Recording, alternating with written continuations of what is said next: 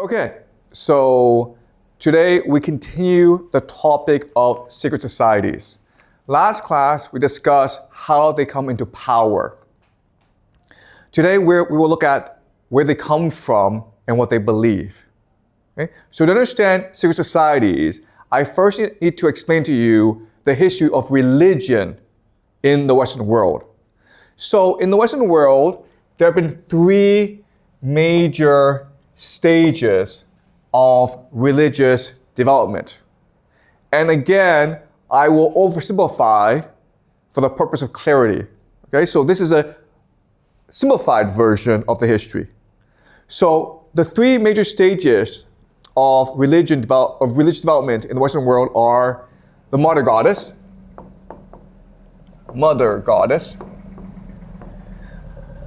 polytheism, and monotheism. Polytheism means many gods. You believe in many gods. Monotheism means one God, that only one God exists. So the mother goddess civilization came about because of agriculture. And in an agricultural world, you have two problems. The first problem is to make sure that your crops are healthy and you can harvest them in time. The second problem is to give birth, to have as many children as possible to work the fields. Okay, so these are the two problems. And because of that, a religion developed in order to facilitate both, called the mother goddess civilization. So at the center of this religion is the womb. The woman's womb is considered a divine portal from the spirit world into our world. It's almost like a cave, right? In which the spirit world can come out and manifest itself in our world. So the center of this religion is the womb of the woman. And as such, the women are in control. What's really important is to understand that in this world, everything is interconnected, harmonized, balanced together. So the womb is the center of this world, but then you have the stars. Okay, the stars. And of course, this gives rise to astrology. Astrology is the study of the movement of the stars in order to understand its impact on our world. Okay? Then you have, of course,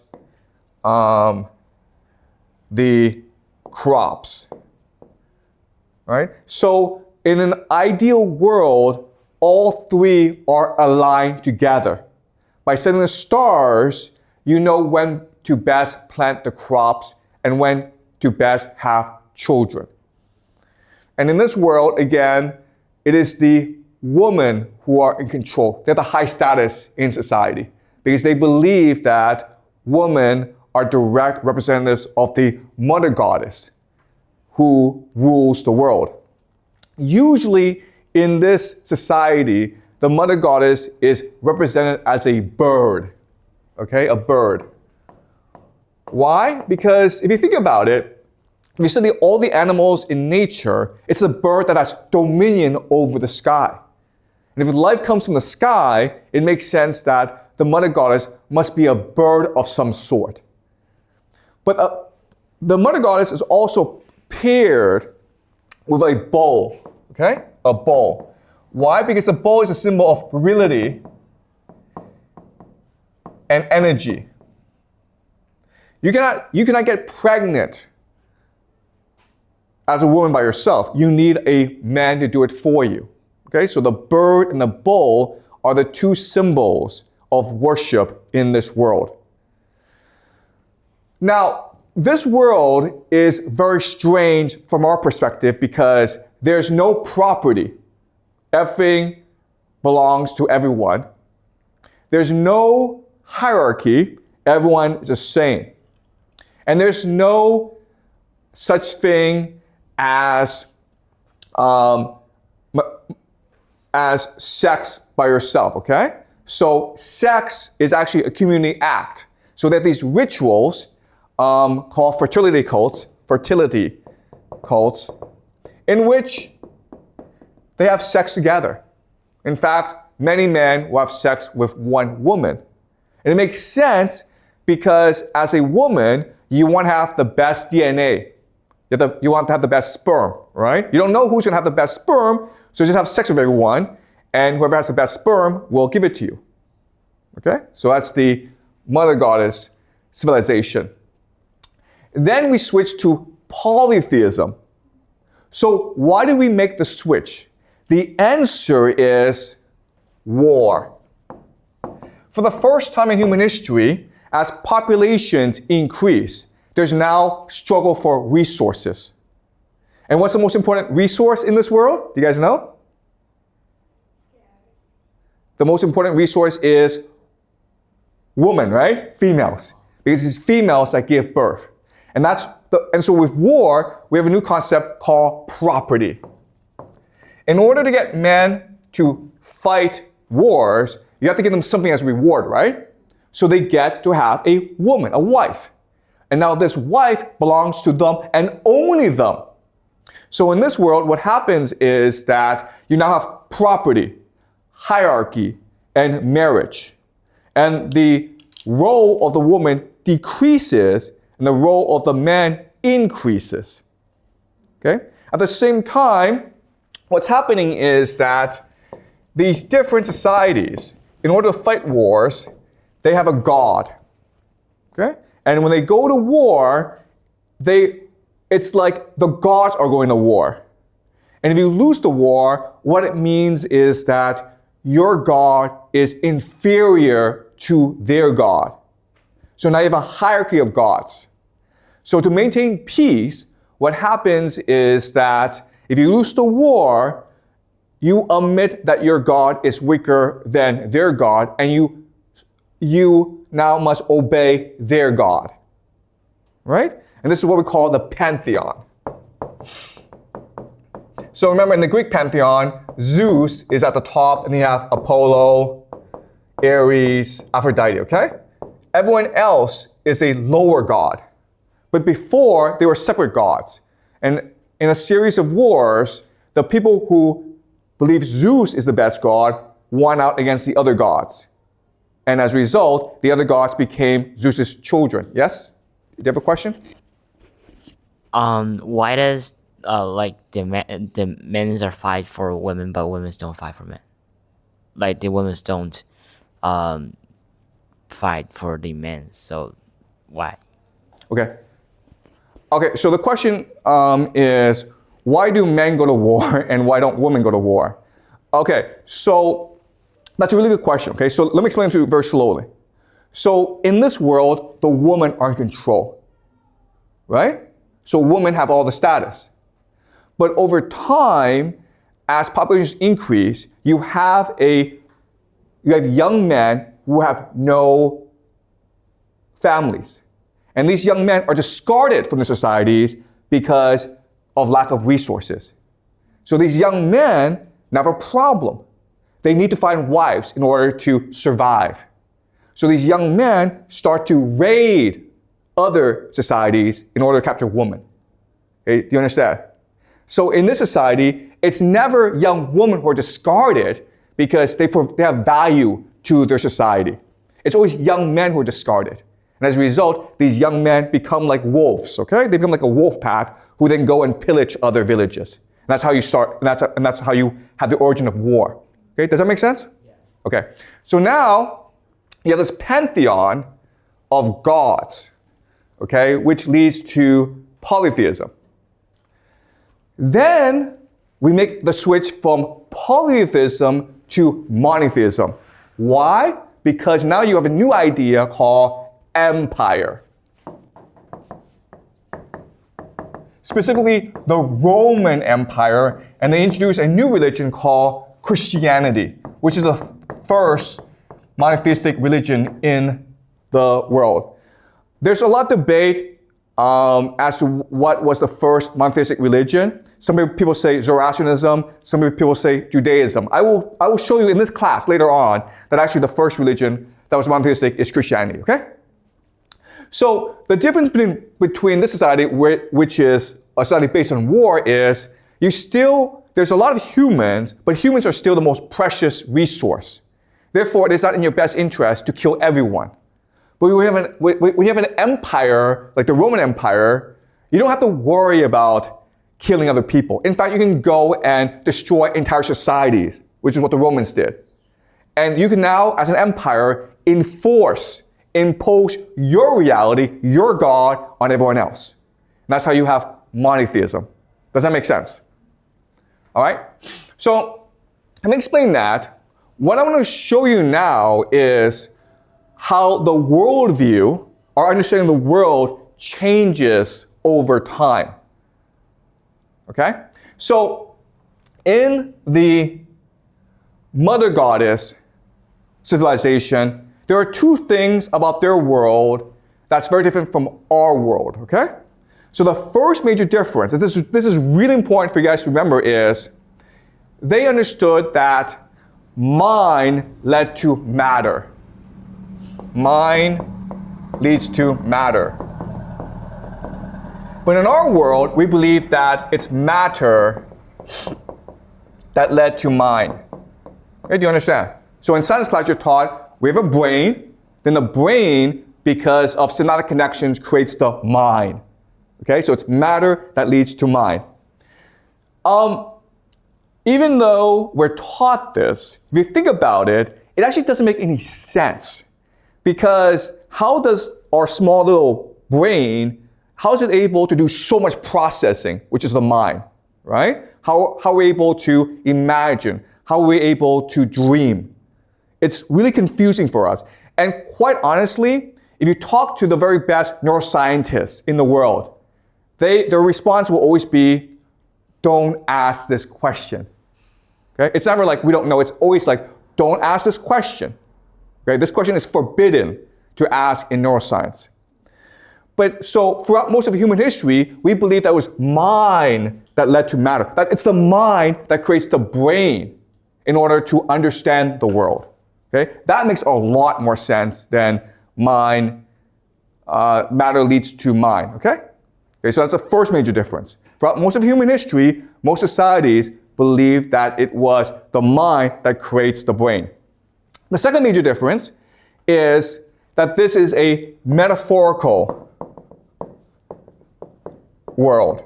In other words, they spoke using metaphors. They understood the world through metaphors. Today we live in a literal world. Okay, what's the difference? Well, the difference is this. Let's just say that you and I fight. Well, we would say that, okay, what happened was that I became angry, the emotion overwhelmed me, and then I hit him, then he got angry, then he hit me back. Okay, this is a literal interpretation. But back then, the metaphorical understanding was that anger is a god who seized me and who propelled me into the fight. And then anger unleashed the god of vengeance, who fought back by seizing the other person to fight me back, okay? So we believed for most of human history that we were controlled by forces outside our control. Now, today, you may believe that the literal world makes more sense. But if you think about it, from the perspective of human thought, okay? How do you understand the world? How do you interpret what goes on in the world? The metaphorical understanding is actually much more useful. And that's why, and I know this is hard for you guys to understand, back then, they were much more creative than we are today. Okay? And also, the things that they were able to do are beyond our imagination. So for example, we've never really figured out how the Egyptians created the pyramids. Okay? For our explanation is aliens did it. Because their mind is beyond our imagination. Okay, so that shows you the switch. Now, when we go to the polytheistic world, this system still continues, but they add more elements to make it more complex. Okay, so the first element is they believe that we are controlled by gods. We're the playthings of gods. Now, what's really important to understand is that these gods, Zeus, Apollo, Ares, they're no different from mortals. The only difference is they just live forever. Okay? So, for example, if you're a king, what do you like to do? Well, you like to go around and chase young girls around, okay? What does Zeus do all day? What does Apollo do all day? These gods, all they do is go around and chase young girls around. Okay, so there's absolutely no difference. Above the gods are the older gods, fortune, fate. So the belief was that even though these are gods, they're still controlled by forces beyond their understanding like fortune and fate. What mattered in this world was not to be good. What mattered in this world is to be lucky, okay? To be fortunate. Because that showed you that the gods favored you. And the last element, the most important element, is the unwritten and immutable laws of the universe. Okay? So a concept like justice. So think of gravity, how gravity gives structure to the universe, right? Well, back then they believed the same thing, where at the most fundamental level, there were concepts that existed like justice. And if you could have the favor of the gods, and you could be very lucky, but if you did things that were unjust, then eventually you'd be punished for it because you're breaking the structure of the universe. Okay? So this was the polytheistic worldview. Now, when you go to the monotheistic worldview, all this changes because now you have a new concept that never existed in human history before called one true God. And this changes everything, okay? Because before, as you can see, humans thought in a very complex, sophisticated, diverse, imaginative way about the world. But now, with the advent of Christianity, it's only one true God. And as such, you have three new concepts that become dominant in this world. These concepts have existed before, but now they're dominant.